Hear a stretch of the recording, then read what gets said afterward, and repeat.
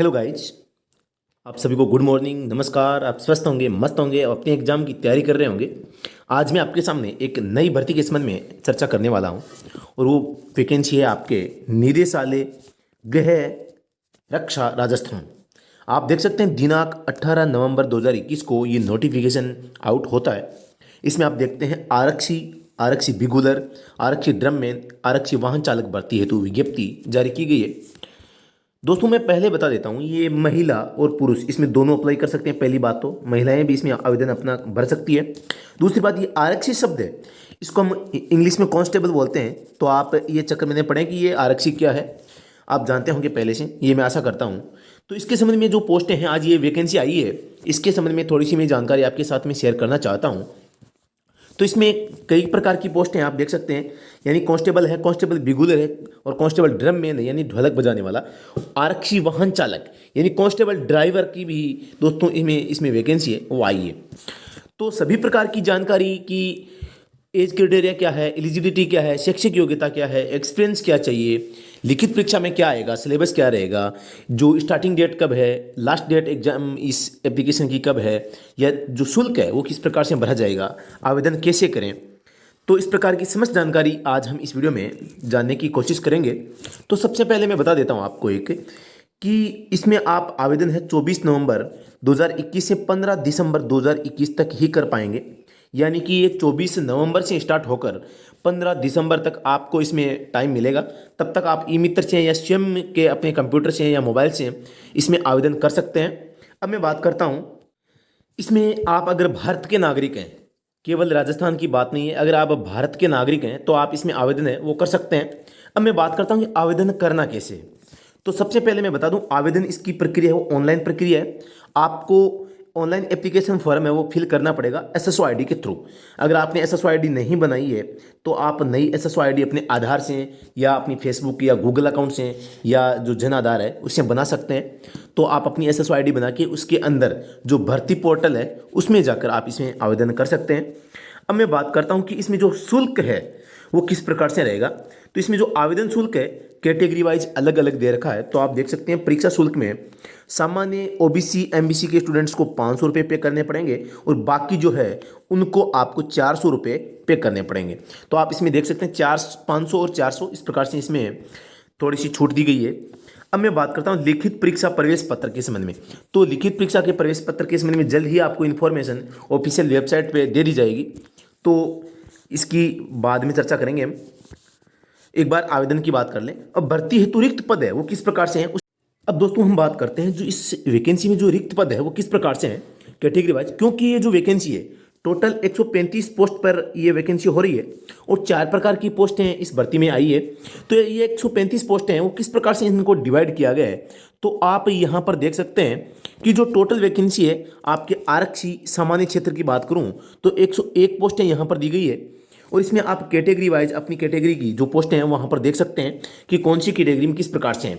ये सामान्य वर्ग की बात करूँ तो इसमें कुल टोटल 33 पोस्टें इसमें आई है। और इसमें पुरुषों की बात करें तो पुरुषों की इसमें 25 है और महिलाओं की जनरल की 6 है और बाकी में 2 पोस्ट हैं वो विडो कैटेगरी में भी है। इस प्रकार से सभी जो कैटेगरी है इसमें ये पोस्टों का डिवाइडेशन इस प्रकार से किया गया है। अब मैं बात करता हूँ टीएसपी क्षेत्र में। तो टीएसपी क्षेत्र में टोटल 10 पोस्टें हैं इसमें रखी गई है और कैटेगरी वाइज इनको डिवाइड किया गया है जिस प्रकार से आपके सामने ये दिख रही होगी।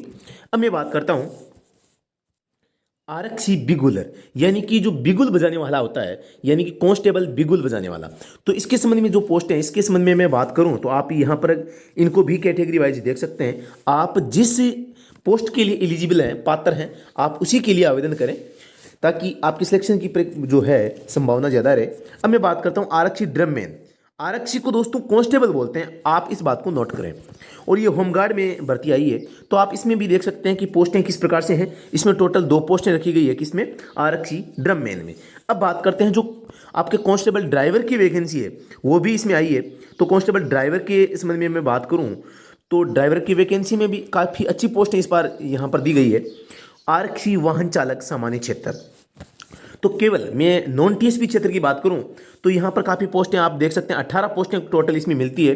जिसमें हम देखते हैं कि टोटल 8 पोस्टें जनरल की है जिसमें से 6 पोस्ट है वो पुरुषों के लिए और 2 सामान्य महिलाओं के लिए।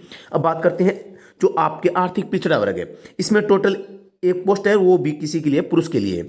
ओबीसी वर्ग की बात करें तो टोटल 3 पोस्ट है, 3 में से 2 पुरुषों के लिए और एक विडो कैटेगरी की महिला के लिए। एमबीसी की बात करें तो एमबीसी में आप यहाँ देख सकते हैं, एमबीसी में टोटल कोई पोस्ट नहीं है। यहाँ पर एससी वर्ग की बात करें तो एससी में टोटल 2 पोस्ट हैं, जिसमें से एक पुरुष की है और एक जनरल महिला की है। एसटी वर्ग में भी 2 पोस्ट हैं और भूतपूर्व सैनिकों के लिए 2 है, यानी टोटल कितनी पोस्टें हैं, 18 पोस्टों पे ये वैकेंसी आई है।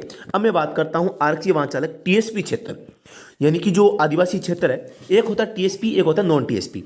तो अभी हमने नॉन टीएसपी की बात की, 18 पोस्टें थी, और अब ये टीएसपी क्षेत्र की बात करें तो यहाँ पर टोटल 2 पोस्टें हैं, और वो 2 पोस्टें कहाँ पर है, सामान्य वर्ग में 2 पोस्ट है, दोनों ही पुरुष के लिए है, ठीक है। महिलाओं के लिए टीएसपी क्षेत्र में कोई पोस्ट नहीं है। अब मैं आगे बात करता हूं आरक्षण की बात करें तो आरक्षण जिस प्रकार बाकी की वैकेंसीज में मिलती है, उसी प्रकार से यहां पर भी आपको है, नवीनतम जो अधिसूचना होगी उसके अनुसार आपको इसमें क्या है, जो आरक्षण है वो मिलेगा। तो आरक्षण जैसे आपको पहले मिलता था वैसे ही अब यहां पर भी देखने को मिलेगा। वेतनमान की बात कर लें, वेतन कितना रहेगा, तो इसमें आपको पे ग्रेड लेवल 3 आपको दिया जाएगा, और 12,800 जो आपका ट्रेनिंग पीरियड रहेगा 2 साल तक का, उस काल अवधि में आपको 12,800 रुपये यहाँ पर दिए जाएंगे, और आप 1800 जो ग्रेड पे है उसके जो मतलब वेतन के हिसाब से 2 साल के बाद में आपको वेतन मिलेगा। लगभग आप जब ज्वाइन करेंगे तो उसी टाइम से आपको ऑलमोस्ट आपको 20-22 हज़ार रुपये शुरू हो जाएंगे, लगभग 2 साल बाद में। तो जो ये ट्रेनिंग पीरियड है उसके बाद की बात कर रहा हूं मैं। अब मैं बात करता हूं आपकी जो भर्ती हेतु पात्रता है, योग्यता है, उसमें छूट किस प्रकार से क्या हो सकती है। तो इसमें आप देख सकते हैं कि सबसे पहले आरक्षी यानी कांस्टेबल की बात करें तो किसी मान्यता प्राप्त बोर्ड से 8वीं कक्षा हो, या कोई आप भूतपूर्व सैनिक हो। ड्रम या बिगुलर के लिए भी आप 8वीं या मतलब ड्रम बजाने का अनुभव आपके पास में होना चाहिए, और आप भूतपूर्व सैनिक हो सकते हैं। भूतपूर्व सैनिक है, एक्समैन है, तो आप अगर 8वीं पास नहीं है तो भी चलेगा। आरक्षी वाहन चालक की बात करें तो इसमें भी आप देख सकते हैं 8वीं पास बताया गया है, और हल्के और भारी यानी एचएमवी और एलएमवी दोनों मतलब आपके पास में होनी चाहिए। जिसके पास में एचएमवी है उसके पास में एलएमवी तो ऑटोमेटिक उसके पास में होगा। और इसके साथ में इसमें यह कहा गया है कि आपके चश्मे के साथ में या बिना चश्मे के 6/6 आपकी आंखों की जो रोशनी है वो होनी चाहिए, या आप भूतपूर्व सैनिक होने चाहिए, और आपको ड्राइविंग का अनुभव होना चाहिए। अब मैं आगे बात करता हूं जो एज क्राइटेरिया है, यानी आयु सीमा क्या रहेगी, आप कितनी साल तक के जो अभ्यर्थी है इसमें आवेदन कर सकते हैं। तो इसमें आप इनकी जो एज है वो देख सकते हैं, यानी कि जो जिनका जन्म 2000 के से पहले हो चुका है, पहली बात तो, यानी आपकी जो उम्र है वो कम से कम कितनी होनी चाहिए, और इसकी एज की गणना कब से की जाएगी, 1/1/2022 से की जाएगी पहली बात तो। और आपकी उम्र कम से कम कितनी होनी चाहिए, 21 साल आपकी उम्र होनी चाहिए। तो यानी कि इसमें जिस हिसाब से इसमें एज को कहा गया है, जैसे माना कि इसमें कहा गया है 1/1/2002 से पहले जन्म हुआ हो, मतलब कम से कम 21 साल आपकी उम्र होनी चाहिए।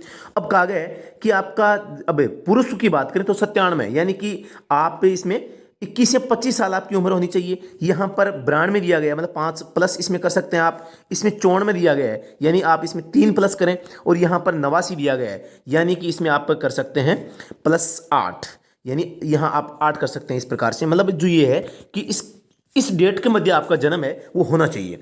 अब मैं बात करता हूँ जो वाहन चालक है, ड्राइवर की पोस्ट है, इसके लिए जो एज क्राइटेरिया है वो किस प्रकार से रहेगा। तो आप यहाँ पर पहली बात तो देख सकते हैं यह कि मिनिमम एज आपकी 21 वर्ष होनी चाहिए। और आप अगर जनरल कैटेगरी से हैं, आप अगर पुरुष हैं तो आपकी 21 से 25 साल के बीच में उम्र होनी चाहिए। वहीं महिलाओं की बात करें तो आपकी 25 और 5 25+5 आपको इसमें छूट मिल रही है। साथ ही बात करूं एनसीसी के जो है एनसीसी इंस्ट्रक्टर या अधिकतम आयु है इनकी 94, यानी कि आपको इसमें 3 साल की अतिरिक्त इसमें छूट है वो मिल रही है, ठीक है। इस प्रकार से आप बाकी कैटेगरी में भी देख सकते हैं कि आपकी मिनिमम 21, और यहाँ पुरुषों के लिए 92 और महिलाओं के लिए 1987 जो ये आपकी जन्मतिथि बताई गई है। और इसमें इस 92 का मतलब क्या है, यानी कि आपको 21+5 आपको इसमें छूट मिल रही है। वहीं महिलाओं को अतिरिक्त रूप से इसमें 5 और मिल रही है, ठीक है। तो आप इसमें इस प्रकार से देख सकते हैं, यानी कि जो ओबीसी का इन कैटेगरी का जो पुरुष है इसकी जो एज क्राइटेरिया है वो कितनी रहेगी, 21 से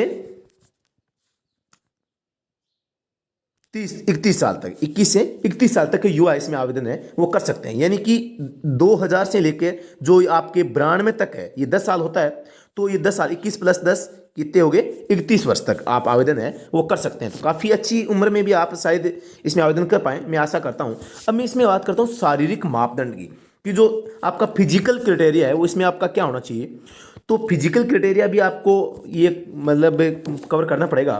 तो इस प्रकार से मापदंड आप देख सकते हैं कि न्यूनतम ऊंचाई है वो 168 सेंटीमीटर महिलाओं के लिए इस प्रकार से है, पहाड़ी क्षेत्र के लिए अलग दे रखी है। न्यूनतम सीना केवल पुरुषों के लिए 81 से 86 आपका 5 सेमी का फुलाव भी होना चाहिए, इस प्रकार से ये पहाड़ी क्षेत्र के लिए अलग है।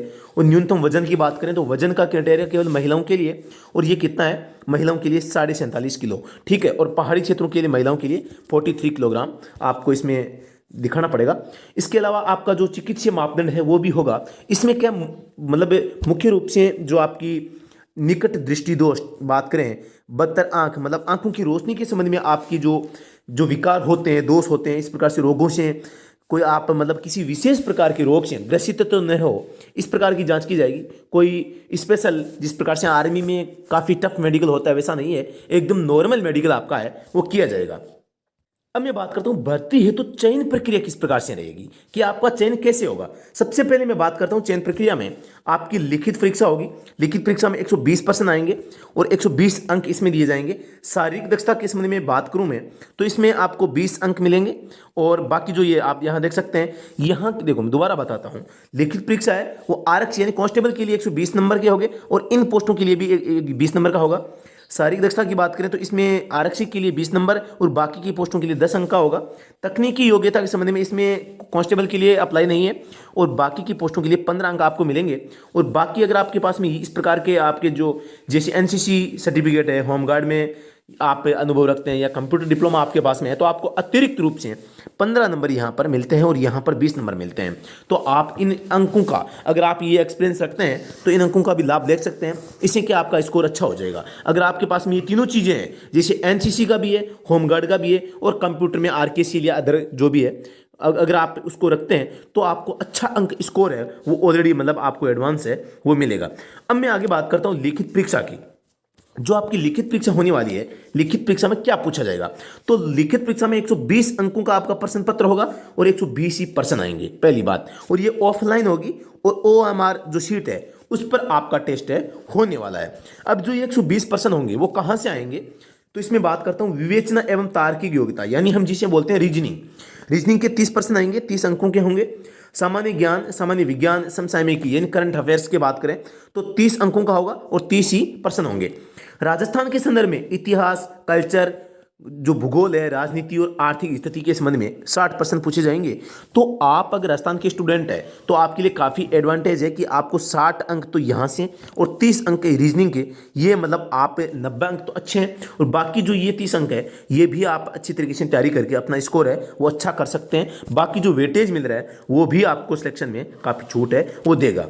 अब मैं बात करता हूँ जिस पोस्ट के लिए मतलब एक से अधिक आपका जो है मतलब प्रोसेस होती है, उसमें आपको 5 गुना अभ्यर्थियों को यहाँ पर है वो मतलब पास घोषित किया जाएगा। लिखित परीक्षा आपकी होगी तो इसमें 5 गुना अभ्यर्थियों को क्या उत्तीर्ण करके नेक्स्ट जो इसका प्रोसेस होगा उसमें वो क्वालिफाई करने के लिए भेजा जाएगा।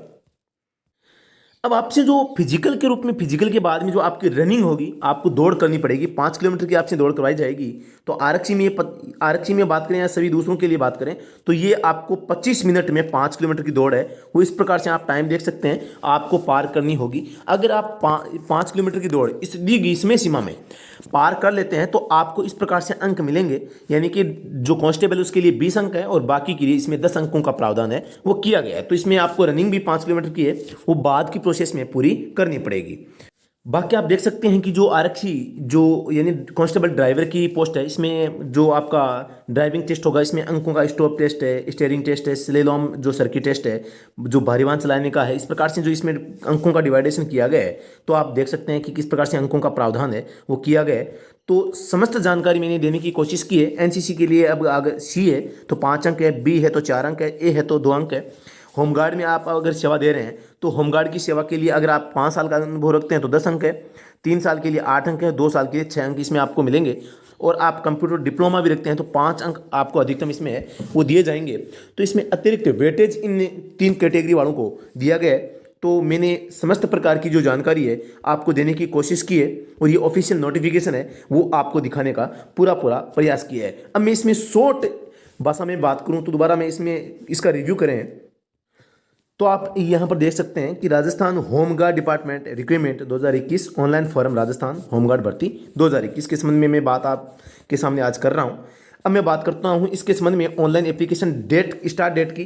तो 24 नवंबर से आपका ये स्टार्ट हो जाएगा और लास्ट डेट कब रहेगी 15 दिसंबर। आप इस बात का ध्यान रखें और एग्जाम डेट है इसमें फरवरी 2022 में होने का है वो पहले से बता दिया गया है तो आप इस चीज़ का भी ध्यान रखें।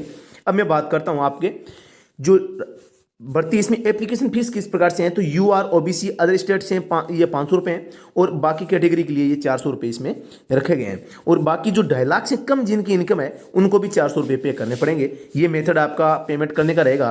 अब मैं बात करता हूँ आगे तो इसमें आप यहाँ एजुकेशनल क्वालिफिकेशन के संबंध में भी एक जगह देख सकते हैं कि क्वालिफिकेशन कैसे रहेगा। तो कांस्टेबल के लिए आपको मतलब 8वीं पास, ड्रममैन बिगुलर के लिए भी 8वीं पास या एक्समैन और कांस्टेबल ड्राइवर के लिए 8वीं पास। इसके साथ में आपको ड्राइविंग लाइसेंस भी अपने पास में होना चाहिए और एक्सपीरियंस की बात करूं तो 3 साल का एक्सपीरियंस है वो आपको आपके पास में होना चाहिए। अब मैं बात करता हूं आपके फिजिकल स्टैंडर्ड की। तो इसमें आप फिजिकल स्टैंडर्ड भी देख सकते हैं। जनरल एरिया के लिए अलग है, इसमें हाइट 168 सेमी, चेस्ट 81 से 86 है और अदर कैटेगरी में आप यहाँ पर देख सकते हैं। तो सब कुछ मैंने यहाँ आपको बताने की कोशिश की है। अगर आपका कोई सवाल है, आपको समस्या है, आपको कुछ समझ में नहीं आ रहा तो आप कमेंट कर सकते हैं। अब आप देख सकते हैं how to apply Rajasthan home guard भर्ती डिपार्टमेंट 2021 के संबंध में आवेदन कैसे करें। तो सबसे पहले राजस्थान होमगार्ड विभाग भर्ती 2021 के लिए आपको ऑनलाइन आवेदन करना होगा। नीचे दी गई अधिकारी वेबसाइट पर जाएं और सभी जानकारी भरें और उपलब्ध माध्यम से शुल्क का भुगतान करें। शुल्क का भुगतान credit card, debit card, net banking के माध्यम से वो किया जा सकता है। तो इस प्रकार से आप देख सकते कि मैंने जानकारी देने की कोशिश की है और आपने जो ये समझ लिया होगा कि आवेदन कैसे करना है और मैंने बता भी दिया है। आवेदन आपको ऑनलाइन भरना है, ऐसे ये ऑफलाइन नहीं है। पहली बात, कहीं पर भी कोई भी आपको कागज भेजने नहीं है, आपको SSO ID के माध्यम से ये आवेदन फॉर्म है वो फिल करना है। तो साथियों अभी के लिए इतना ही, फिर से मिलते हैं नेक्स्ट वीडियो में। तब तक के लिए धन्यवाद। जय हिंद, जय भारत।